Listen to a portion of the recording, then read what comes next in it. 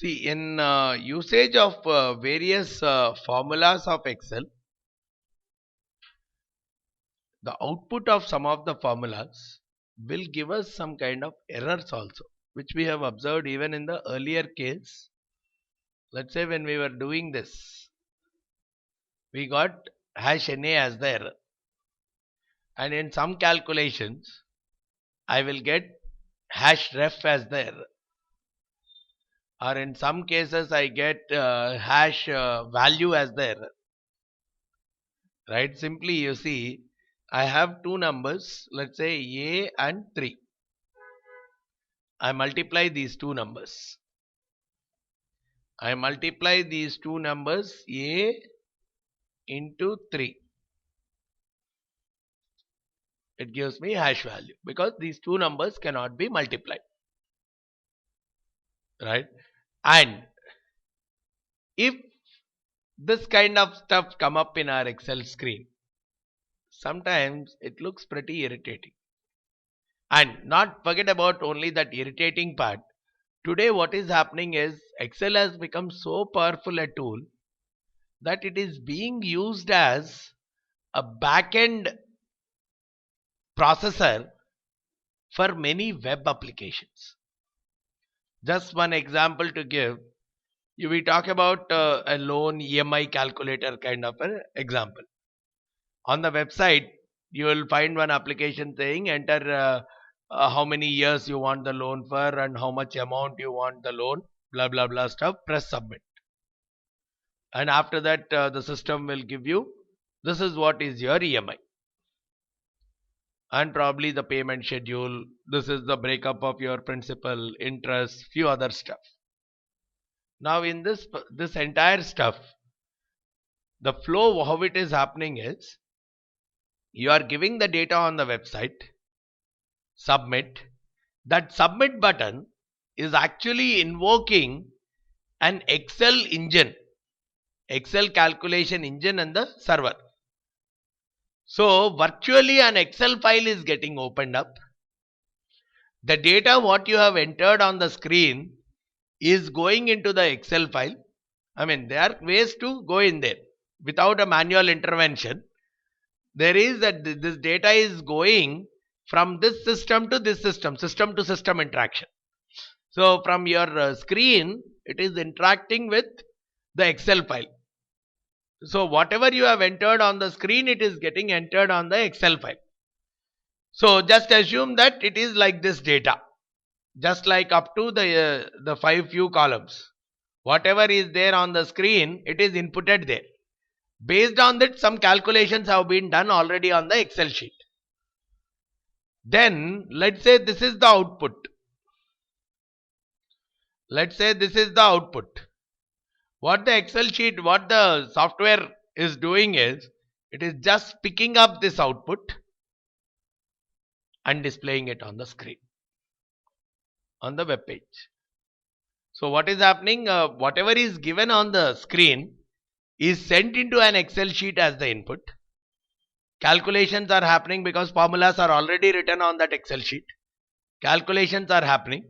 Whatever the output, let's assume that this is the output. Whatever is the output that is present on the Excel sheet, it is directly getting displayed on the screen.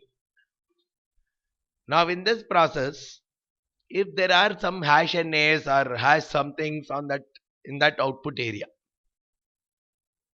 the software programmer is not doing anything there. He is only picking up the program which he is writing is more to pick up the data from the Excel sheet, display it on the screen. If hash NA is there, it will display as hash NA only. If something is there, it will display as something else.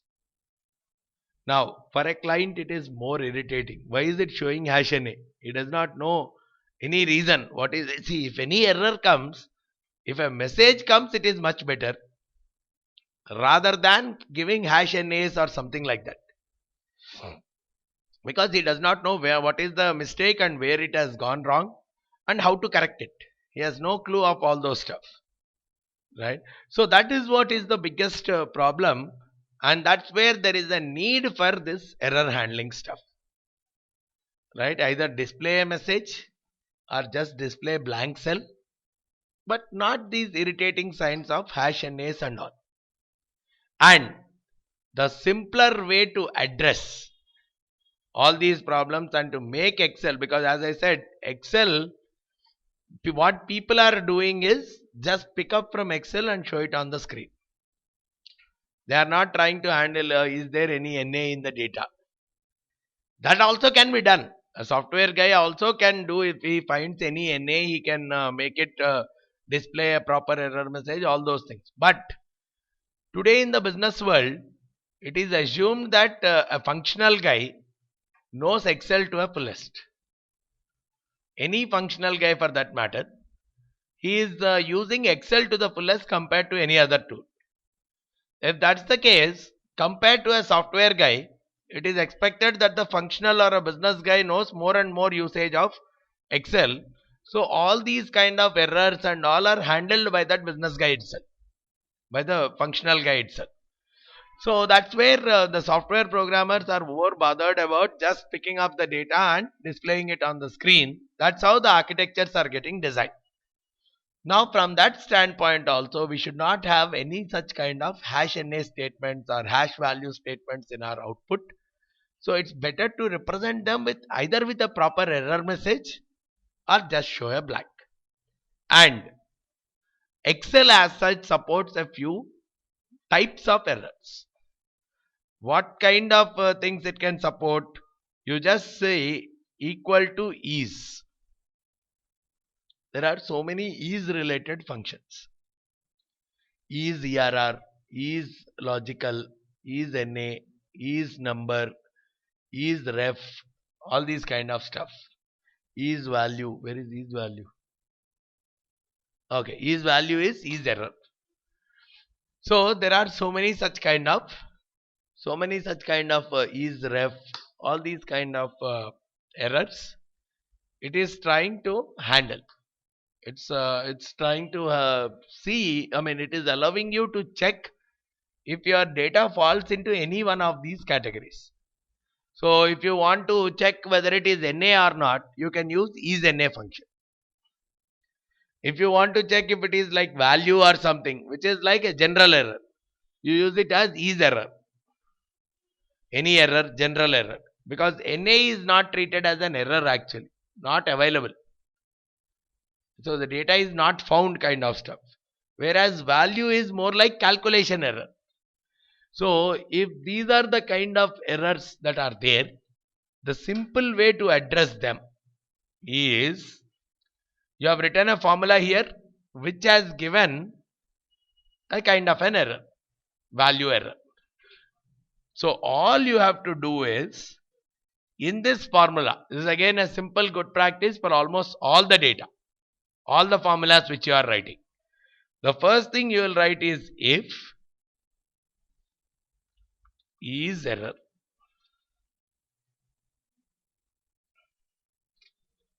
You will write an if statement. Whatever calculation you do, we can write the same thing for that NA also. We'll go there and write also.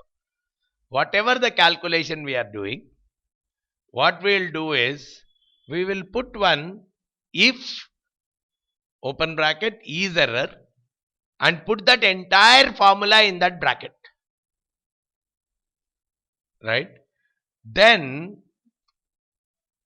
if it is an error, what do we want to do? Probably we'll display some error message. Right? We'll display some message saying, in quotes I'll write as, this calculation not possible. Something. If it is an error, I want that message to be displayed that this calculation is not possible. Comma, if it is not an error, then display this value. Whatever you have put in brackets for is error, display the whole thing here. This is what is a typical syntax of error handling. You start with if is whatever it is. If it is like value or something that is coming up, write it as is error. But if it is coming out as NA, instead of is error, write it as is NA. Same stuff. Enclose the whole thing in a bracket. Comma, whatever the message you want to display, display it there. Comma, whatever you have put in brackets, you display it there. That's a typical error handling scenario. Now what is giving? When you are saying A and 3, it is saying this calculation is not possible. But instead of A, if I make it 2, it gives me 6. And here if I am making it something else, immediately it's saying this calculation is not possible. So wherever it is not possible, it is immediately giving the message that it is not possible. Otherwise it is giving a value. Now the same thing let's try with NA here. NA is looking irritating. Rather than that, probably better if I leave it blank also. Right? So this is our formula now. Now whatever it is, that entire thing you put first under if is error, but that is not error, that is NA. There is a specific error code called is NA. So what I'll do is on this formula top, I'll put if is NA. I'll enclose this entire thing in the bracket, comma, if I want to write some error message, I'll write it. Otherwise, I'll simply leave it as blank by putting 2 double quotes. It's like blank. Don't write anything. See, leaving it blank is much more better than seeing a hash NA symbol. Right? Then, comma, you just copy this whole formula. Whatever you have enclosed in the brackets of is formula, that entire thing you copy it again and close the bracket. That's it. You'll see that there is a blank is replaced here.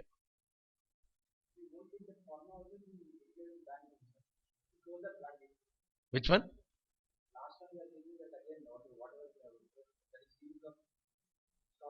Right. Where you close the bracket?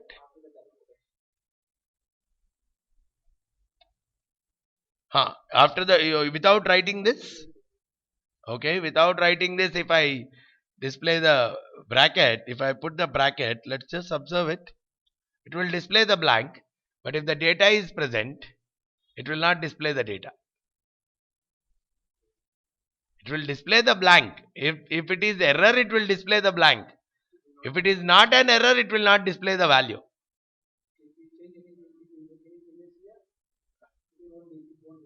So I'll show you that. Here it is still showing blank. But let me just replicate this value exactly here.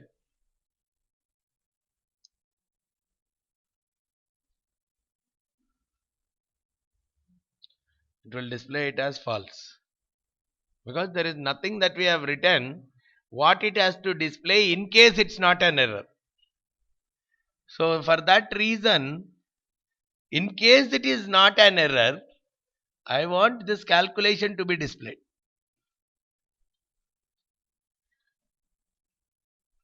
In case it's not an error, I want this value to be displayed. So that's where it gives 28th February.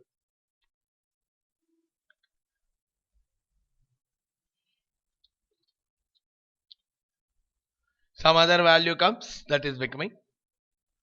So here also we can do the same kind of stuff. If is NA, put this entire thing in bracket, double quotes, comma, just copy this entire stuff, paste it here. Now probably if required, you drag this down also or drag it up also, everywhere. The same thing here also, you drag it up, you drag it down. Now what is happening in all these things, the if is NA formula is being written up. Now what is happening, even if you change this, let's say to 8%, it is directly giving you a kind of blank.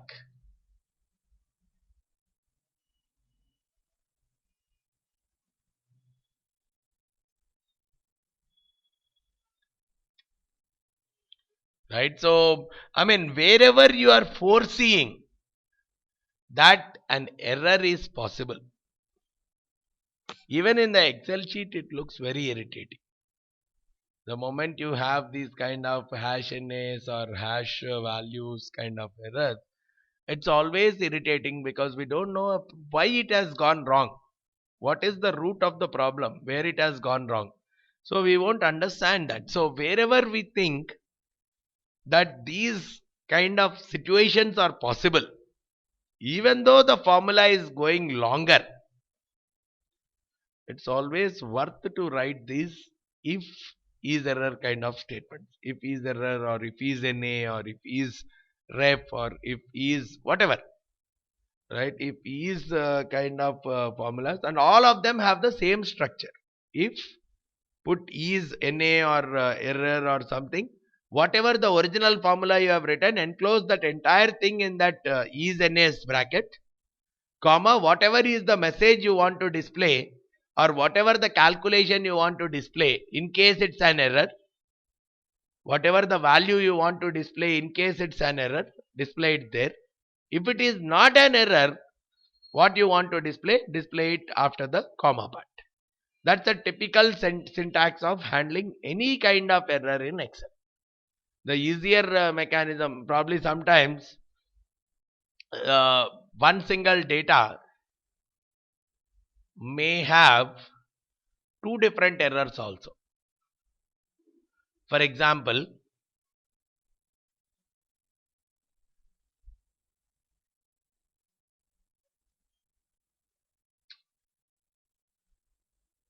instead of multiplication, let me do it as division. Let me do it as division. This is one kind of an error.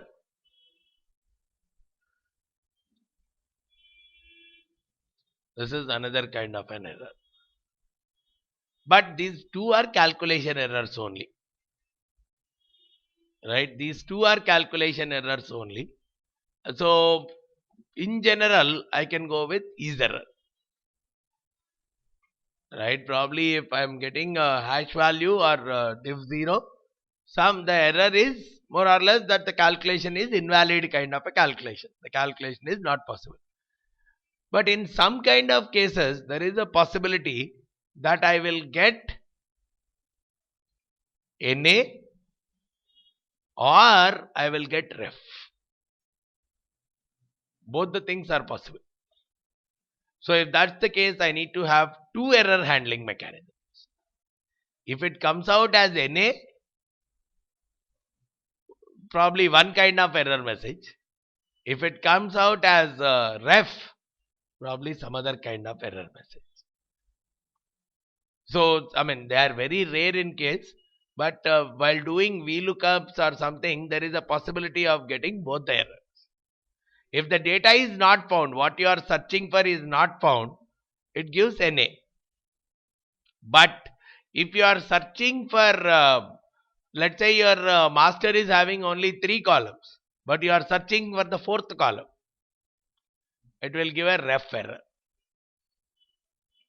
So if both are coming, if there is a chance of both the errors coming out, it's better that you handle both of them, because otherwise you will get, you will show the same error message even if it is a ref coming up or NA coming up. If NA is coming up, probably my message should be that the one which you are trying to search for, you are searching for 9.8%, 9.8% is not found in the data. But if it gives a ref, 9.8% is found in the data, but what you want to display is not in the scope of the data. You want to display the 4th column, but this data has only 3 columns. That is what is the ref. So the proper identification, whatever the calculation or whatever the formulas we are applying, we just need to see what kind of error messages are possible on this kind of a data. What kind of errors are possible. So once we know the kind of errors that are possible, then we will try to understand what kind of error messages I have to use to handle these kind of errors. right? And all the error handling is exactly the same way. If is that error kind of stuff, put it in brackets, comma, whatever is the error message, comma, whatever you have to do in case this error does not occur.